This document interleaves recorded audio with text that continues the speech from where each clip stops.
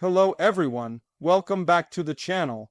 Today we are diving into one of the most intense and dramatic naval confrontations of recent years, a clash that reshaped the balance of power in the South China Sea. The story of how the US Navy crushed China's war fleet in a fiery battle is one that combines strategy, technology, politics, and the sheer unpredictability of modern warfare. This was not just another naval skirmish.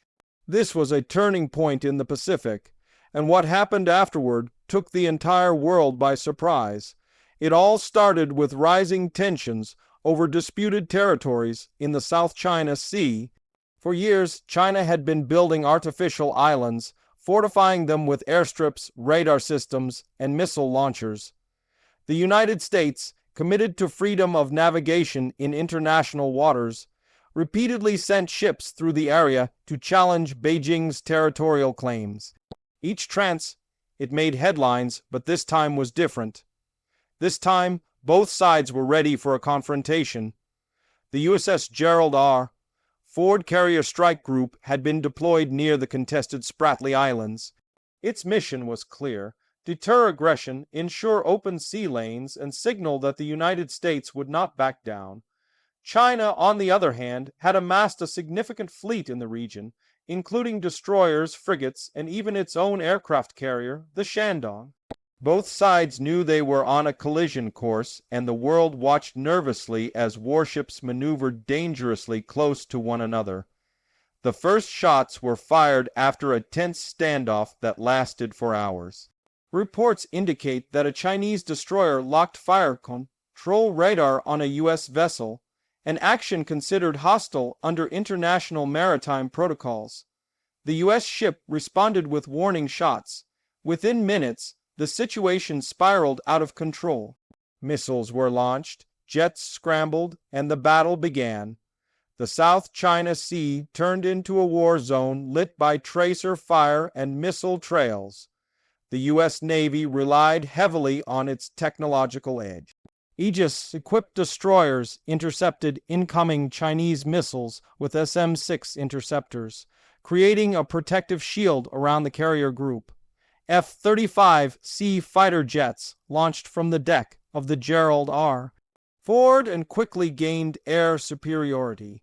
Chinese jets attempted to engage, but were outmatched by stealth technology and advanced electronic warfare systems that blinded enemy radar. Chinese warships fought fiercely, launching salvos of anti-ship missiles toward the U.S. formation. But the combination of electronic countermeasures, missile defense systems, and evasive maneuvers minimized American losses. U.S. submarines lurking beneath the surface played a decisive role. They fired torpedoes and cruise missiles, striking Chinese vessels with devastating effect. Within hours, several major Chinese warships were either sunk or crippled. Satellite imagery later confirmed the scale of destruction. The Chinese fleet suffered catastrophic losses, with multiple destroyers, corvettes, and support vessels either destroyed or heavily damaged. The Shandong aircraft carrier was hit by at least 2 precision-guided missiles, forcing it to retreat and eventually beach on the Chinese coast to prevent it from sinking. The U.S. Navy emerged from the battle with minimal damage, though some ships sustained hits. None were lost. What made this clash even more significant was the speed with which it ended.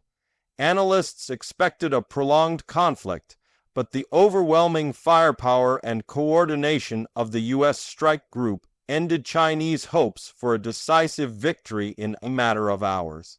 This was a textbook demonstration of American naval power, and it sent shockwaves through Beijing's leadership. Then something completely unexpected happened. Rather than escalate further, China called for an immediate ceasefire. Diplomatic channels that had been silent for weeks suddenly became active. Back-channel negotiations between Washington and Beijing led to a rapid de-escalation. Both sides agreed to pull back major forces, and international observers were brought in to monitor the situation. This swift shift surprised many who predicted that the confrontation would lead to a wider war. Why did China step back so quickly? Analysts suggest that the sheer scale of their losses left them with little choice.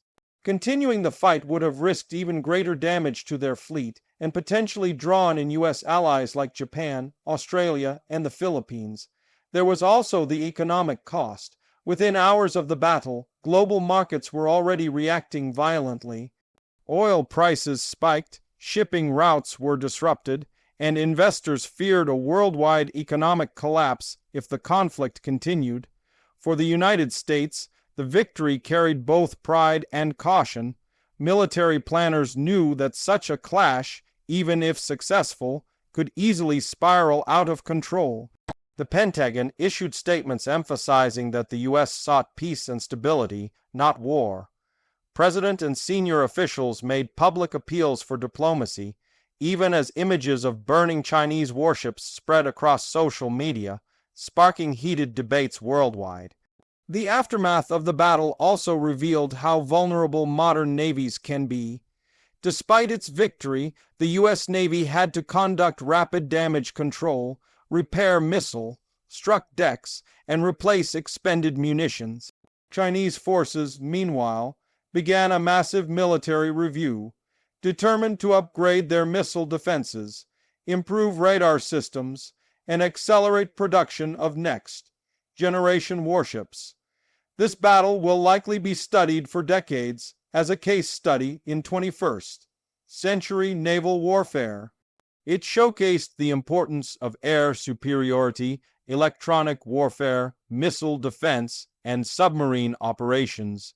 It also highlighted how quickly a confrontation can escalate from a radar lock to full-scale battle. Diplomats and military strategists alike are rethinking crisis management protocols to prevent such a scenario from happening again, or at least to ensure that if it does, it doesn't spiral into a global conflict. But the story doesn't end there. The geopolitical consequences have been profound. In the months following the clash, several nations in Southeast Asia shifted their policies. Some moved closer to the United States, signing new defense agreements and allowing increased military cooperation. Others, fearing becoming battlegrounds, called for neutrality and pushed for a regional peace summit. China, for its part, doubled down on its efforts to expand influence through economic means rather than direct military confrontation. Another fascinating twist came from the technology revealed during the battle. Reports indicate that the U.S. may have used classified hypersonic weapons for the first time in combat, striking targets with unprecedented speed and accuracy. If confirmed, this would represent a major leap forward in American strike capability and a wake-up call for adversaries. China has reportedly accelerated its own hypersonic program in response. Even the global information war was fierce. Both nations unleashed massive propaganda campaigns trying to control the narrative. Social media platforms were flooded with videos, images, and conflicting accounts of what happened. Some footage showed spectacular explosions at sea, while others claimed the U.S. had suffered heavier losses than it admitted. Sorting fact from fiction became a challenge, and information warfare became nearly as important as the actual combat. In Washington, the battle became a major political issue. Lawmakers debated whether the United States should maintain such a forward presence in contested waters or adopt a more cautious approach. Military leaders testified before Congress, outlining lessons learned and requesting funding to replenish missile stocks and reinforce the Pacific Fleet. The American public largely supported the Navy's actions, viewing them as a defense of international law and freedom of navigation. In Beijing, the aftermath was more complicated. Nationalist voices called for revenge, but cooler heads in the Chinese government prioritized economic stability. There were shakeups within the military command, with several high-ranking officers reportedly dismissed or reassigned. China's long-term naval strategy was quietly adjusted, focusing more on asymmetric warfare, cyber operations, and land-based missile systems that could threaten U.S. carriers from a distance. The battle in the South China Sea has also strengthened alliances among U.S. partners in the Indo-Pacific. Japan announced it would increase defense spending to record levels. Australia accelerated its nuclear submarine program under the AUKUS Pact. The Philippines granted the U.S. greater access to bases, solidifying a forward presence in the region.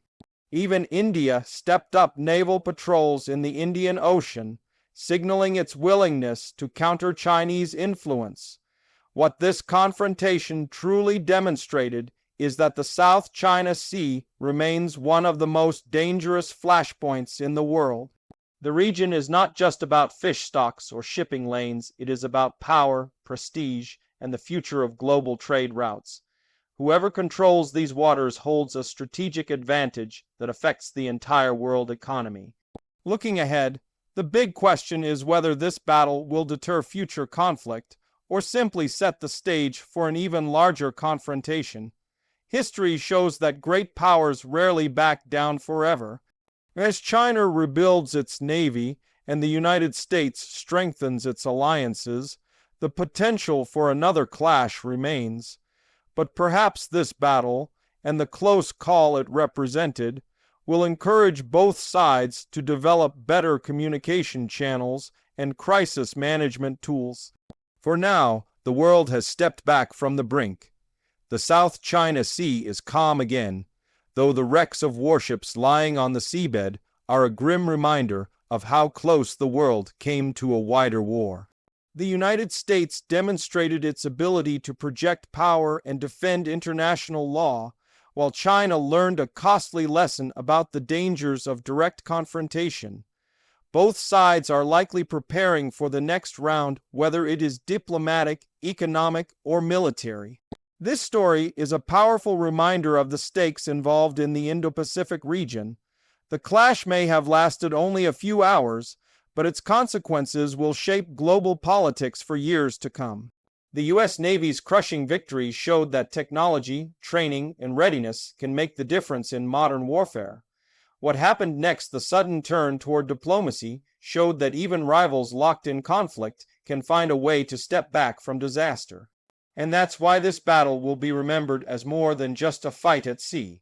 It was a moment when the world held its breath, watched two superpowers collide, and then witnessed an unexpected path toward peace.